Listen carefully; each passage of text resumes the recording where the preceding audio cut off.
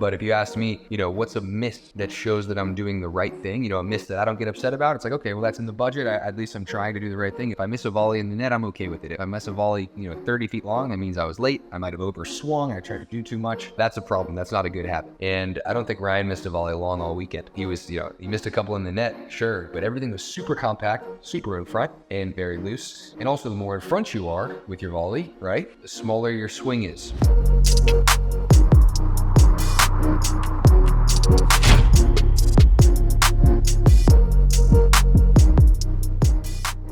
We are Selkirk. We are pickleball. Pickleball? Yeah, pickleball. All ages, family, friends, dinks, drives, Ernies, ATPs, and whatever this is. 10 years in and just getting started. Here and not going anywhere. We are you, and you are who we work for. Family owned, USA made, pickleball proud. Selkirk Sport. We are pickleball. All right, we are back with another episode of my show.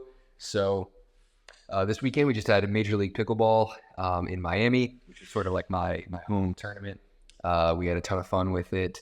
And Ryan Fu actually subbed in for me on the last day. I had a little bit of a lower back, some pain in the lower back, not a big deal. We had already clinched the playoffs. So I decided, okay, I'm just going to rest it, make sure I'm all good for the playoffs. And a guy named Ryan Fu subbed in for me and won his men's match against the Fives. Annalise team played super well. And everybody was talking about how fast his hands are.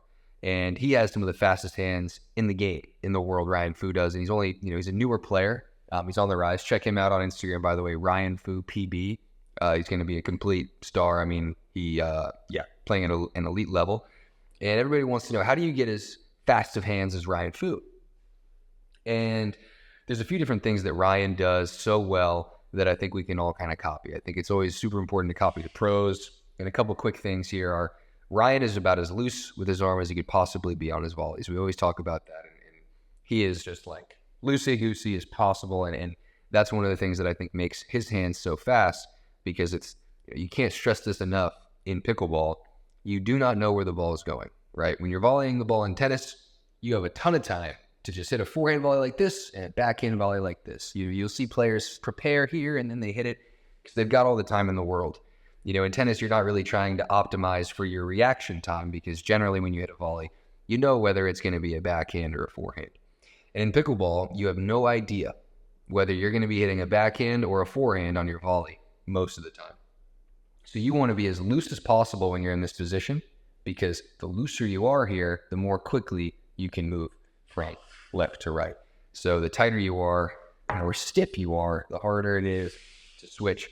And since you're basically just kind of looking at the ball, right, and somebody's speeding it up at you, you don't know exactly where it's going. You can't just prepare here and be ready to hit it. It's just a reaction-based thing.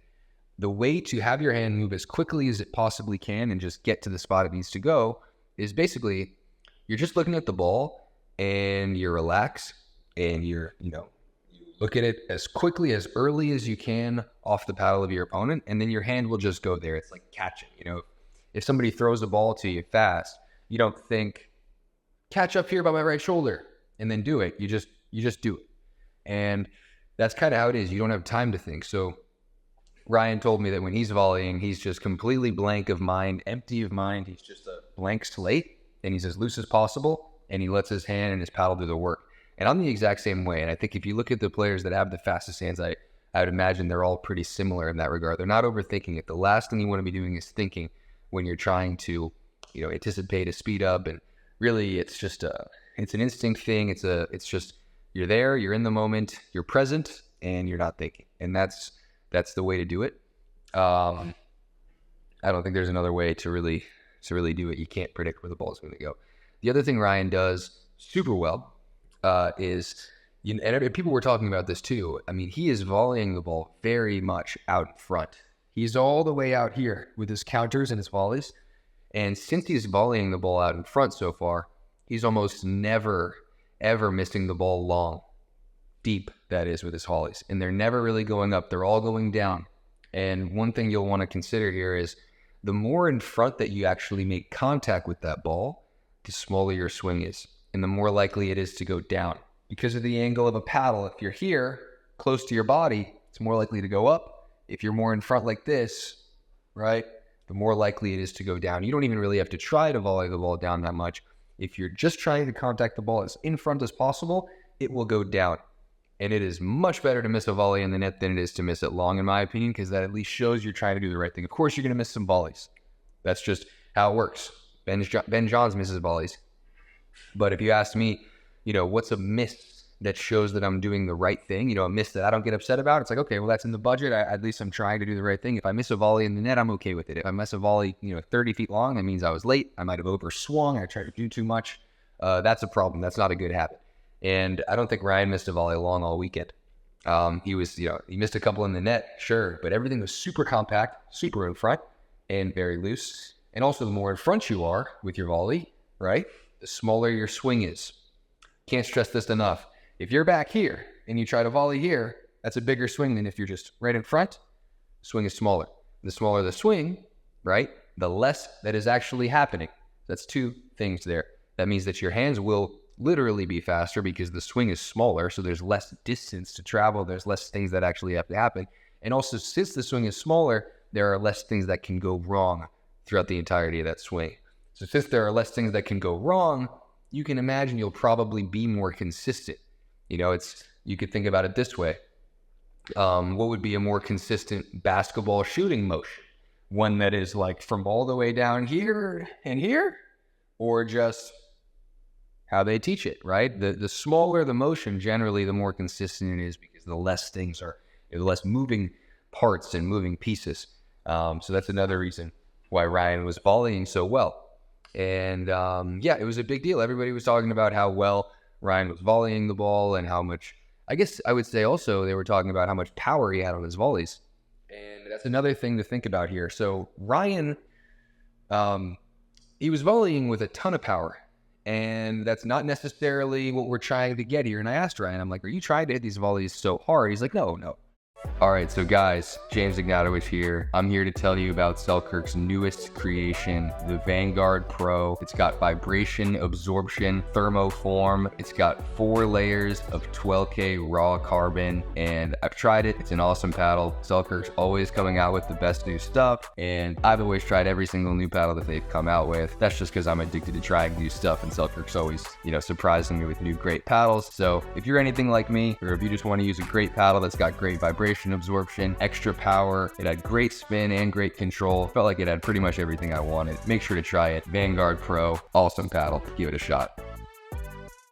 And I think the pros would agree that you don't really want to try so hard to just muscle and hit the ball super hard, because that's not actually the most sustainable way to do it. When balls are coming fast, you don't have time to try to hit a big swing and so try to hit it hard, so to speak. The main thing is getting it down and making it, and then if power just so happens to be there, it's there. And that should be a lot coming from me because I hit the volleys very hard, but I'm not trying to. I'm trying to keep a small swing, and then the power comes from the looseness, and it also comes from actually leaning in a little bit when I make contact with the ball sometimes. So Ryan also does that with his chest. Sometimes when he's volleying, he will actually lean into it, and you'll never, ever see him lean back when he hits a volley. That's another thing. So you want your body momentum going forward when you hit these balls. If you're leaning back, right, or if you're jumping up like this, you can do it if you have to, right? If somebody speeds it up here and you didn't leave it, if you have to jump and you have to lean back, that's okay. But if you make a habit of leaning back on every single volley, you're not hitting it as hard as you could be hitting it. You're definitely leaving power on the table if most of your body weight is going this way when you're trying to hit the ball this way. I think we can all agree with that. So last thing here, I think what Ryan does better than almost anybody is he has a wide athletic base when he's hitting the volleys. And if I would say this, maybe go watch the matches, because if and there's going to be some footage too. We took some videos of Ryan volleying. It'll be on James Ignatowich Coaching. If you want to watch the MLP Premier League matches that he played in, it was DC Pickleball versus the Fives, where he beat Zane Navratil and William Howells. In another match against, I think he played the Arizona Drive. You'll watch his technique is picture perfect. And another thing that he does so well is his base is wide. His base is wide and athletic. And I think a wider base does a couple things for you. It makes sure that you're on balance. and it also makes you a little lower. And I think that the lower you are, just in general, the easier it is to track the ball. And I also think for whatever reason, I found that when I'm lower, it's just more comfortable for me to be out in front with my hands. If I'm standing up straight, I feel kind of like I'm here. If I'm lower and wider, it feels more comfortable to be right out here, out in front. And that's where I like to have my ready position. Not fully straight with my arm. I'm not doing this, but I'm pretty comfortably out in front. So that when I'm here, I can just kind of punch it forward.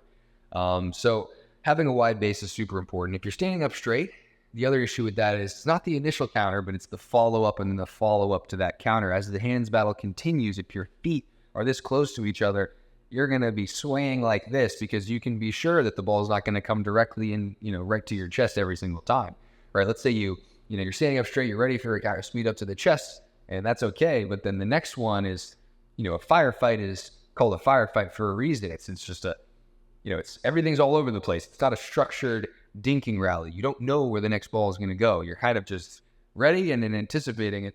So a wide athletic base, being ready to make a quick move to the left or to the right without having to bend over like this, can go a long way. So having a wide base is super important. I think that's, the same reason why, for example, a soccer goalie doesn't stand up straight when they're trying to be ready for a penalty kick, right? Or whatever it is. Standing up straight is almost never the answer when a ball or something that you have to react to is going here or here, and you don't know which one it is.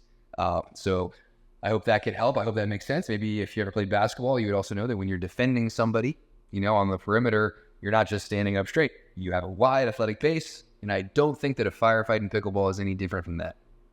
It's fast, and it can go either here or here. So have a wide athletic base and see where that takes you. So those are the main things there. Just a quick shout out to the team. Want to shout out, firstly, Kyle McKenzie. Such a good coach. Definitely check out Kyle McKenzie. He's got an Instagram, I believe. He's the guy that teaches a lot of Tyson's clinics, and he is the coach of DC pickleball team. I love to coach, and I also will tell you this. I love to listen to Kyle coach. Kyle is one of the best coaches I've ever been around. One thing that he does exceptionally well, and I think that a lot of people can... a lot of coaches can learn from this, is he doesn't really over-explain things, and he doesn't over-explain the technical aspect of stuff during matches. He keeps it super simple, and I think that's something that we should all try to implement. When there's a time and place for going into strategy and going into, long discussions about, hey, you need to focus on this, you need to focus on this, and try to do this with your paddle, but when a match starts, it's not going to be something where you want to do much more than just kind of focus on instincts and maybe one or two basic things. Kyle will say to me, hey, we're going to try to, return to this guy, put a lot of dinks, maybe to this guy's left foot or this guy's right foot, and just play your game. And, I think one of the mistakes is coaches feel like they really want to add value. They really feel like they want to make a difference. But at the end of the day, it's the players who are going to be the ones playing and determining the outcome of the game. And I think the way to make a player play their best in any given match is just give them very basic guidelines, 1, 2, or maybe 3 things to follow, and then just build their confidence. And that's, because you're not going to make a player better during the course of a match, right? You go out there, you play, and you are who you are, and you have a couple of basic things that you want to focus on. And I think that's something that Kyle does super well, and that's something I'm super appreciative of. I know the whole team is. And that's I think having a coach. Some MLP teams don't have coaches, and some MLP teams have coaches who, I don't know. I'm not going to say anything bad about other coaches. I'm just going to say Kyle's awesome. Super appreciative of him. And obviously Al Tylis, the owner of the team, is the best. Just so many things you can say about that guy. We have another guy, Josh Garvin, who's amazing. Adam, the whole organization is so great, and I just couldn't be happier to be a part of it. So that's where we're at. If you're interested in MLP, we are in the playoffs. Actually, the playoffs are pretty soon, this upcoming week. And I would just say to check it out, because we are going to be a team to be definitely a force to be reckoned with. And I would say that watching Major League Pickleball, if you haven't watched it yet, it might be more fun to watch than PPA for some people. It's a different type of scoring. It's rally scoring. So check it out. And that's really all that we have for this episode. I wish I had more to tell you. Make sure to check out our Instagram, James Ignatowich Coaching. We're doing 2 tips a day every day, and that's a lot of tips, and they're all free. So that's all we got. Thanks for watching, guys.